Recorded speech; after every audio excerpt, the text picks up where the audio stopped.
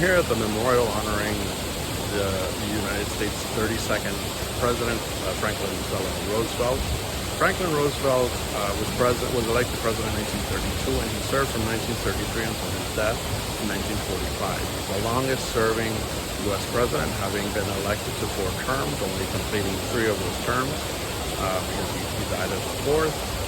And his presidency, because of its length and because of the dramatic events that took place during that period in history, is one of the most well-known and most studied. Roosevelt was elected. He was a Democrat. He was elected in response to the Great Depression, which impacted Americans across the country and people around the world. And really, he had to, from day one, set out to find a way to get the country out of the Depression and back on its feet. So he set out with a really ambitious plan called the New Deal. The New Deal was a collaboration between Roosevelt and the executive branch and Congress to create laws, to create federal agencies, establish new departments in government, all to get people back to work, to get the economy moving again. So the New Deal had these programs that were largely successful, again created by Congress, funded by Congress. This administration also created the Department of Labor with Frances Perkins, the first woman to serve in a presidential candidate and a presidential cabinet as its secretary. And really got to work, and especially when World War II hit and the U.S.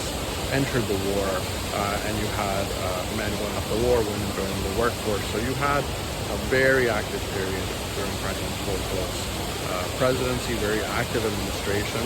In particular, his first 100 days were very active, very productive in terms of that legislation that had to be passed, and basically set the benchmark for other presidential administrations who in many ways are ranked on what they are able to achieve in their first 100 days. So in some respects, Roosevelt's administration is what many call an imperial presidency because of its size, because of its scope, its reach.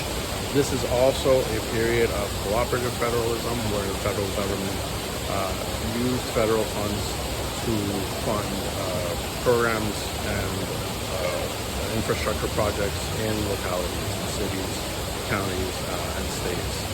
Again, the idea of those being to rebuild the American economy and the American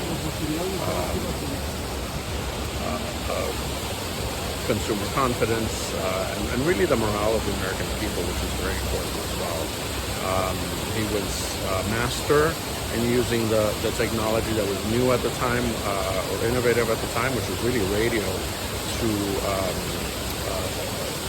carry out what he called fireside chats, basically giving him the ability to reach households across the United States with families who would gather around usually the fireplace, which is where they had the radio set up next to, and they would listen to the president give them updates on the economy, updates on the war, and really try to keep morale up. And in many ways, he was successful in doing that. So Franklin Roosevelt's administration, for many reasons, is one of the most iconic, one of the most important in American history, and really covers a lot of the themes that we discuss in our class.